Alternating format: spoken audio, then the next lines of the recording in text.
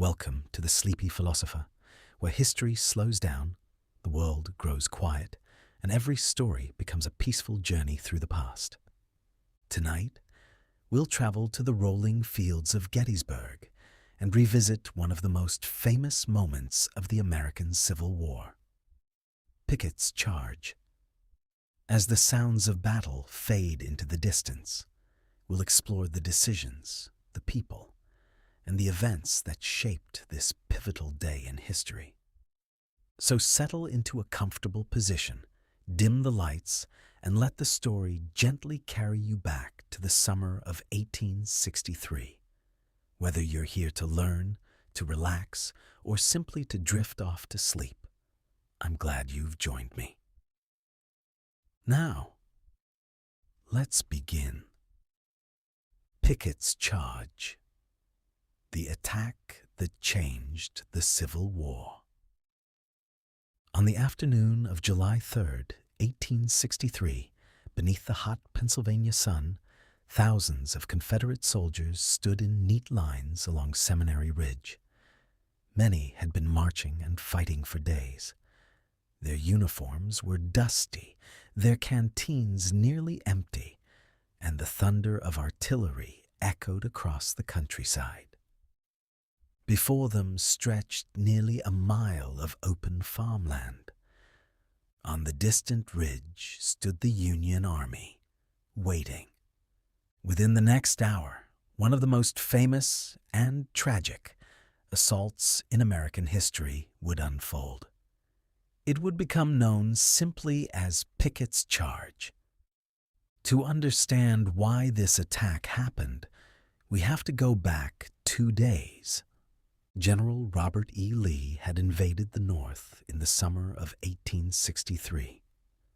His Army of Northern Virginia had won remarkable victories across Virginia, and Lee believed that carrying the war into Union territory could change everything. A victory on Northern soil might weaken Northern morale, influence upcoming elections, and perhaps even convince Britain or France to recognize the Confederacy.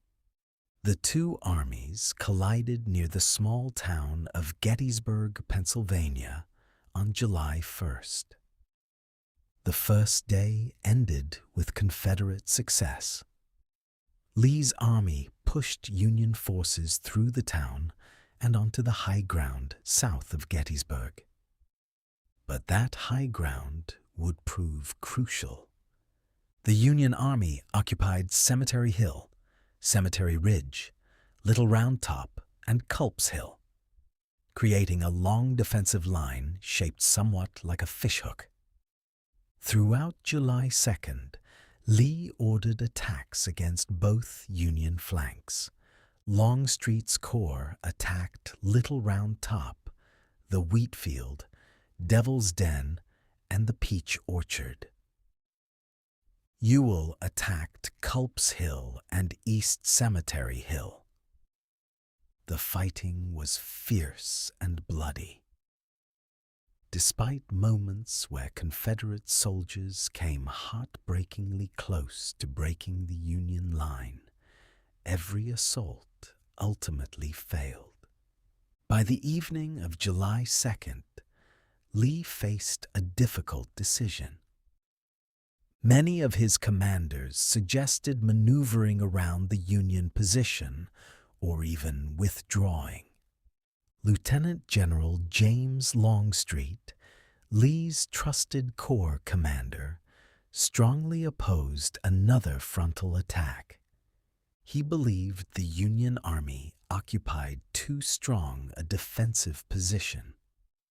Instead, Longstreet urged Lee to move around the Union left flank, forcing General George G. Meade either to attack on Confederate terms or abandon his strong position.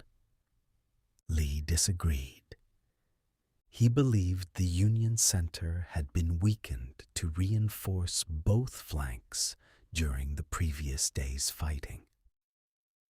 If enough artillery could soften the position, Lee believed a concentrated assault directly into the center might split the Union Army in two.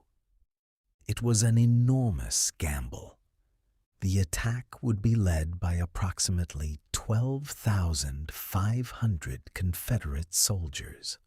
Although forever associated with Major General George Pickett, only one of the attacking divisions belonged to him. The assault also included divisions commanded by Brigadier General J. Johnston Pettigrew and Major General Isaac Trimble, whose men replaced those of the wounded Henry Heth. Many of these soldiers had already fought hard during the previous 2 days. Others, especially Pickett's Virginians, had not yet seen major action at Gettysburg and were relatively fresh. Among the officers were men from nearly every southern state. Some were seasoned veterans. Others had never participated in an attack of this magnitude. As they waited behind Seminary Ridge, few could know how history would remember them. Lee's plan began with artillery. Around 1 o'clock in the afternoon, approximately 150 Confederate cannons opened fire. The sound was deafening. For miles around Gettysburg, windows shattered. The ground trembled beneath the explosions. Smoke quickly filled the summer air until much of the battlefield disappeared behind a gray curtain. Union artillery responded almost immediately. For nearly 2 hours, more than 250 cannons exchanged fire in one of the largest artillery duels ever fought in North America. Shells screamed overhead. Caissons exploded. Horses panicked. Men hugged the ground while iron fragments tore through fences, trees, and artillery crews. Confederate artillery commander Colonel Edward Porter Alexander believed the bombardment needed to silence Union guns before the infantry attack. But smoke made observation nearly impossible. Many Confederate shells overshot the Union line entirely. Others buried themselves harmlessly in soft earth before exploding. Union Artillery Commander Brigadier General Henry Hunt ordered many of his batteries to temporarily reduce their fire. This decision created the illusion that Confederate artillery had succeeded. Alexander interpreted the silence as evidence that Union guns had been disabled. He sent word to Longstreet. It was time. Longstreet hesitated. He still believed the attack would fail. According to later accounts, he could not bring himself to verbally order Pickett forward. Instead, he simply nodded. Pickett understood. He saluted and reportedly replied, "I shall lead my division forward." The signal was given. Thousands of Confederate soldiers emerged from the tree line. Their battle flags fluttered in the breeze. Drums beat. Officers shouted commands. The long gray lines dressed their ranks and stepped into the open fields. Nearly a mile separated them from the Union position. There was almost no cover. At first, the advance appeared almost peaceful. The soldiers marched steadily across gently rolling farmland. Observers on both sides later remarked on the remarkable discipline of the Confederate formations. The lines remained remarkably straight. Battle flags served as guides whenever smoke obscured visibility. But the calm lasted only minutes. Union artillery reopened with devastating effect. Cannons loaded with canister transformed into enormous shotguns. Hundreds of iron balls blasted through the advancing ranks. Entire files disappeared instantly. Shells burst overhead. Men fell wounded. Others closed ranks without stopping. The attack continued. As casualties mounted, the Confederate formations encountered fences dividing the farmland. These simple wooden fences became deadly obstacles. Soldiers had to stop, climb over them, or tear sections down. Every pause exposed them longer to artillery and rifle fire. Once beyond the fences, the advance resumed. But the formations had become disorganized. Units drifted together. Officers struggled to maintain alignment. Still, they pressed onward. The Union infantry now joined the battle. Thousands of rifles erupted simultaneously.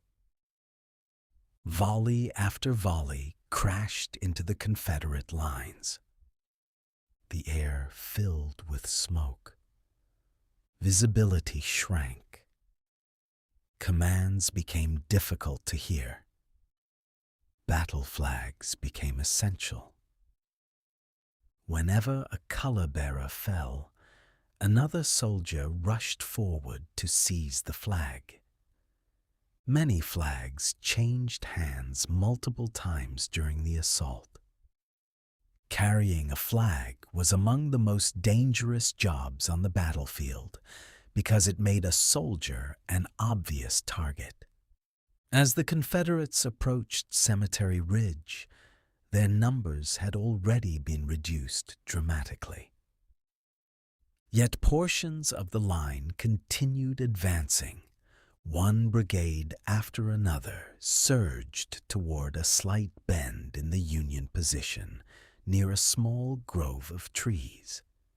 Today, that location is known simply as the Angle.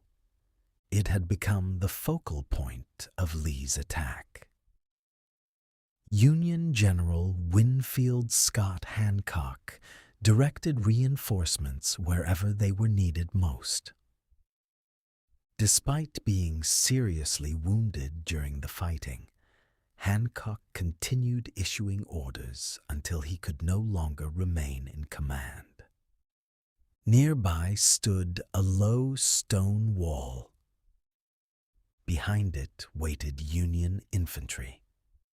When Confederate soldiers reached within close range, the fighting became desperate. Musket fire erupted almost point blank.